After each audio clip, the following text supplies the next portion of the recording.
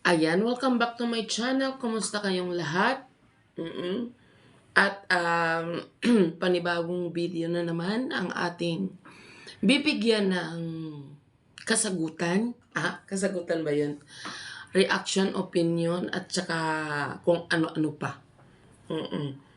Yan. So, ngayon, gagawa ulit tayo ng paulit-ulit ba?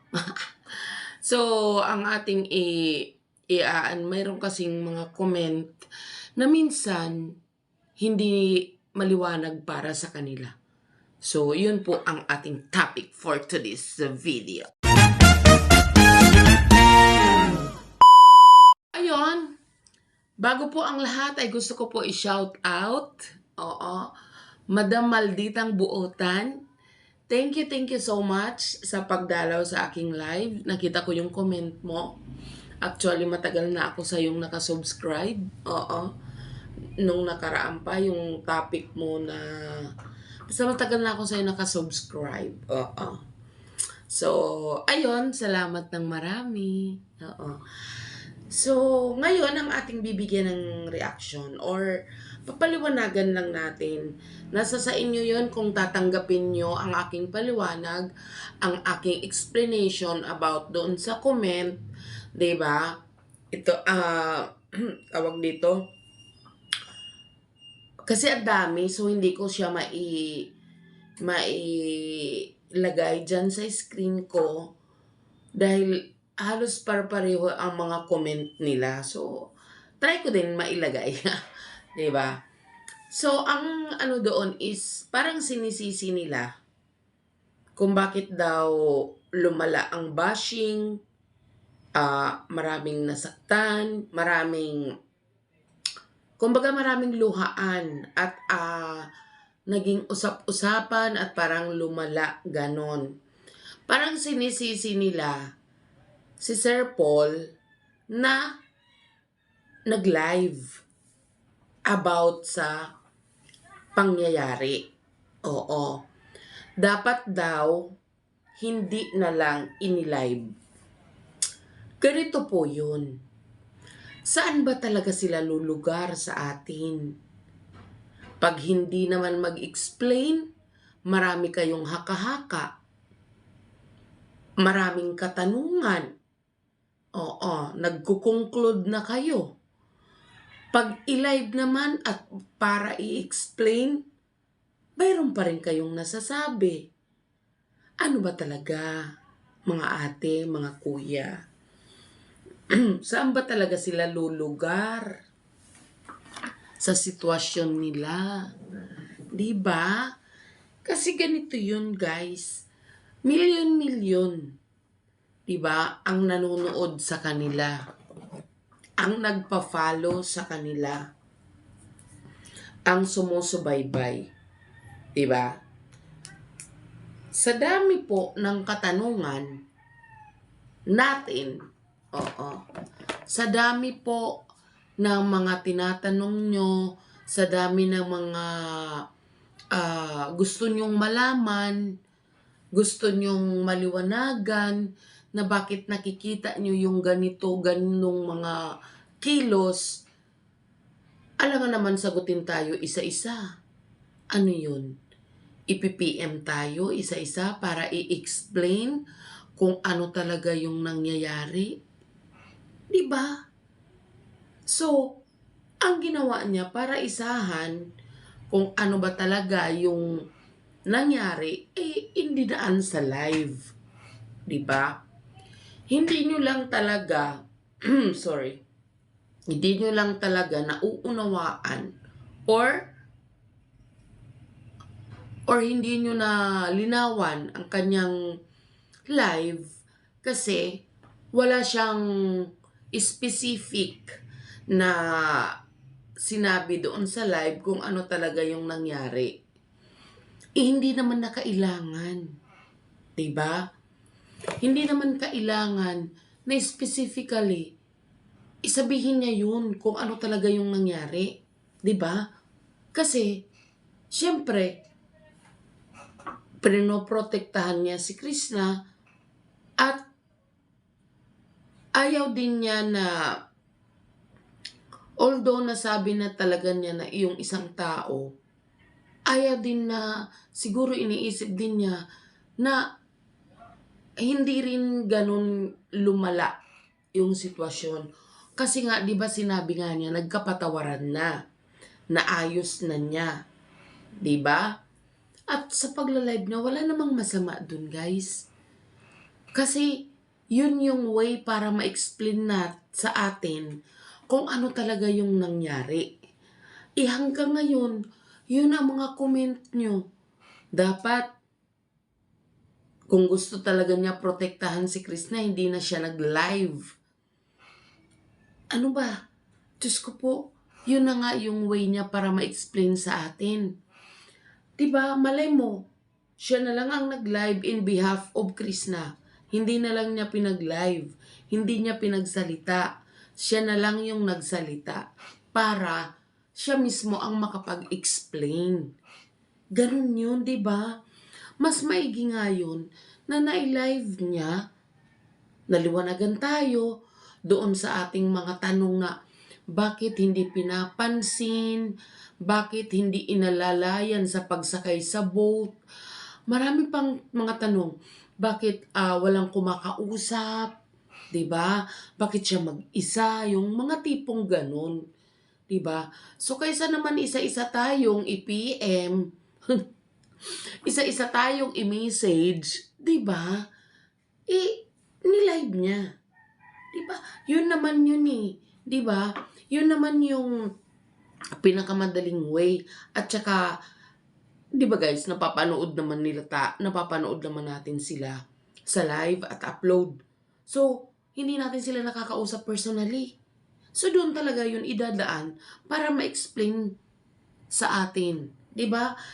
Ano nga eh, kumbaga, napakasarap nga din sa pakiramdam. Kasi, sa pamamagitan nun na nag-explain siya sa atin na kahit hindi naman siya mag-explain, 'di ba? He doesn't need to explain. Kasi kumbaga napapanood naman natin sila. Pero dahil syempre iniisip nga ni Sir Paul, kasali tayo sa journey nila, marami silang napasaya at natuwa, ganun, inilive niya para i-explain niya. Pero kung tutuusin talaga sa mga ganyan na personal matters, mga private na hindi na niya kailangan mag-explain. Kasi sila naman ang nagkakaintindihan yung mga involved.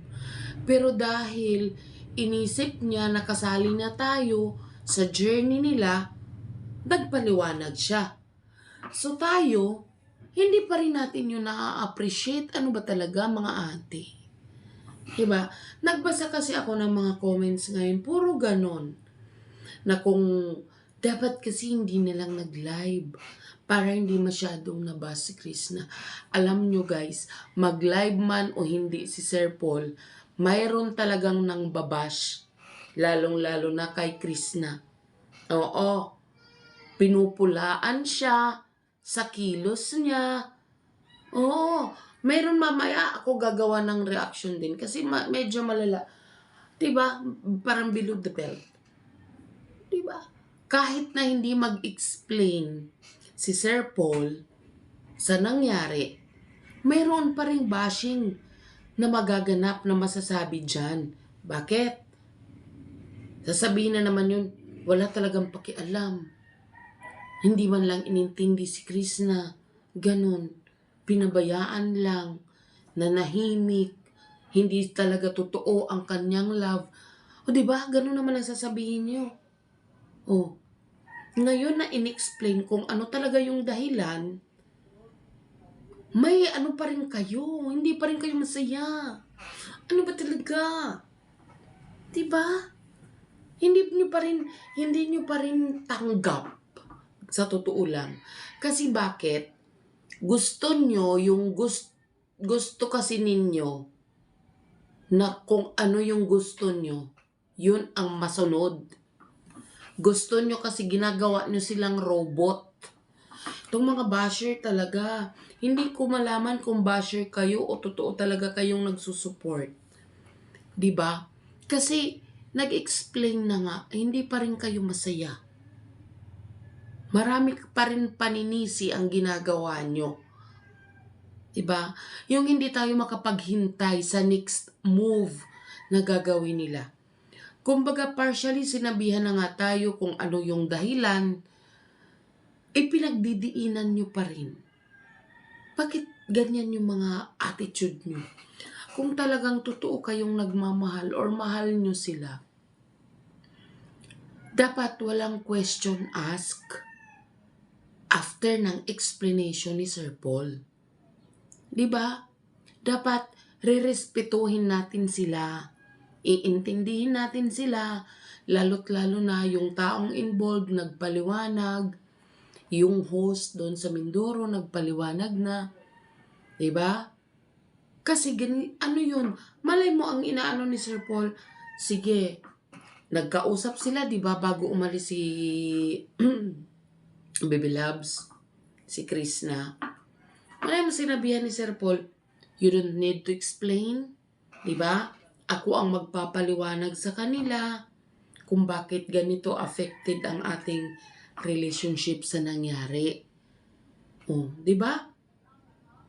Ayusin mo yung dapat ayusin. Ako na yung magpapaliwanag. Pero tayong mga manonood, hindi pa rin tayo masaya. Oo, binabas pa rin natin siya. Naging masama pa rin para sa inyo si Sir Paul. 'Di ba? Sinasabi ko nga paulit-ulit sa aking mga video, wala pang ending. Ang inaano ni Sir Paul ay ayusin ang dapat ayusin. Wala pa silang ina-announce na ending. Huwag na kayo mag-expect, wala nang ganito. Mas mabuti na ganito na lang kami. Wala pa namang ganun. 'Di ba? Tigilan nyo na yung, alam nyo kung ako sa inyo, mag-comment kayo nang naaayon sa mga videos nila. At huwag kayo mag-skip ng ads. 'Di ba? Kaysa i-question nyo. Yung tao nag-effort na nga kahit gabi na nagpaliwanag kung ano ba yung dahilan sa mga nakita natin na hindi kaaya-aya sa mata natin. Na naglakad siya kasabay si Madam, pati si Madam Yola. 'Di ba binabas nyo na wala daw say. Oo. Na si Madam Yola daw parang gusto na ganyan. Si Madam Yola nga yung punong-puno ng pangaral kay Bibi Krishna. Inaano niya, pinagtatanggol niya. 'Di ba? Huwag natin masamain na inilive yun ni Sir Paul. Kasi hindi naman kasi nga niya kailangan na mag-live. Hindi niya kailangan na i-explain sa atin kasi personal nilang buhay yun. Pero, dahil na-appreciate niya tayo, nag-live siya. Kasi hindi naman niya tayo kailangan paliwanagan isa-isa sa dami natin. So, idinaan niya sa live. Di pa ba yun enough? Diba? Enough na yun. Ang gawin natin, maghintay tayo sa next move. Panuorin natin sila pareho, suportahan natin. Diba? Kasi marami tayong idinadamay na mga tao na hindi naman dapat. Tayo ay manunood lang. Diba? Kung ayaw nila, kung ayaw natin sa kanila, di huwag tayo manood. Diba? Kaysa nagdidemand tayo, kaysa puro tayo negative, di ba? Ano natin? Suportahan natin. I-share ang mga videos nila ni Bibi Krishna, ni Sir Paul, di ba? Ganun ang gawin natin kasi yun ang malaking ambag natin kung talagang mahal natin sila. Ganun ang gawin natin. Kaysa mga negative tayo, gusto lang natin na magkatuluyan sila, Diyos ko po, dadaan pa yun sila ng mahaba pang tatahakin nila bago sila umabot sa ganun. Diba? maging masaya na lang muna tayo ngayon sa pakiusap ni Sir Paul, tigilan ang bashing at inaayos nilang dalawa ang problema. 'Di ba? Ano tayo, maging positive lang tayo. Tigilan na natin yung pangbabas. Kung durog na si Sir Paul, syempre durog na durog din si Krishna. Malay nyo, nasasaktan din si Krishna sa ginagawa natin kay Sir Paul na pangbabash. Pero dahil nga sa ayaw na ni Sir Paul na mag-explain na si Krishna, 'di ba? Peto lang, guys. Yun lang. Ha? Huwag tayo maging negative. Ha? Sabi ko nga sa inyo, may magandang. Ganun yun. So, yun lang, guys. Thank you everyone for watching. Peace.